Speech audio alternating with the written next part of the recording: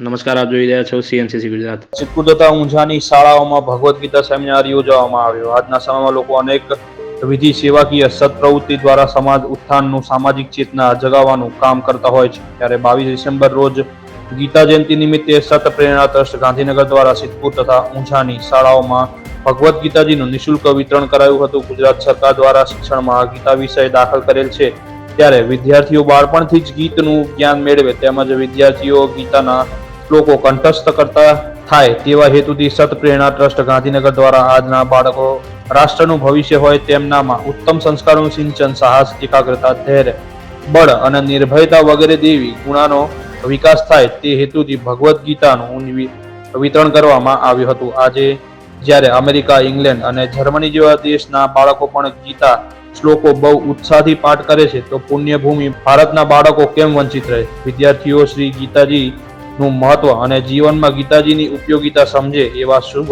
આશયથી છેલ્લા 16 વર્ષથી ગીતા જયંતિ નિમિત્તે વિદ્યાર્થીઓને ગીતાજીનું વિતરણ કરવામાં આવે છે. એ જ રીતે સત પ્રેરણા ટ્રસ્ટના ફાઉન્ડર પ્રેરણા મૂર્તિ ભારતીજીનો સંકલ્પ છે કે આ વર્ષે 5 લાખ ગીતાજીનું વિતરણ વિદ્યાર્થીઓને કરવું. એના ભાગરૂપે ગાંધીનગરના સત પ્રેરણા ટ્રસ્ટ દ્વારા શાળા કોલેજોમાં જઈ સેમિનારનું આયોજન કરીને વિદ્યાર્થીઓને વિવિધ પ્રવૃત્તિઓ કરાવી. ધોરણ 1 થી 12 કક્ષાના વિદ્યાર્થીઓને શ્રી કન્યા વિદ્યાલય, શ્રી જડીબેન ગંગારામ પટેલ પ્રાથમિક શાળા, શ્રી રેવાભાઈ વકીલ પ્રાથમિક શાળા, શ્રી ગોયા અનુપમ પ્રાથમિક શાળા ઊંઝા તથા LS હાઈસ્કૂલ સિદ્ધપુરની શાળામાં વિનામૂલ્યે ગીતાજીનું વિતરણ કરી દરરોજ એક શ્લોક કંઠસ્થ કરવાની સત પ્રેરણા ટ્રસ્ટ દ્વારા વિદ્યાર્થીઓને પ્રેરણા આપેલ હતી. રિપોર્ટર ધ્રુવકુમાર દવે, સિદ્ધપુર.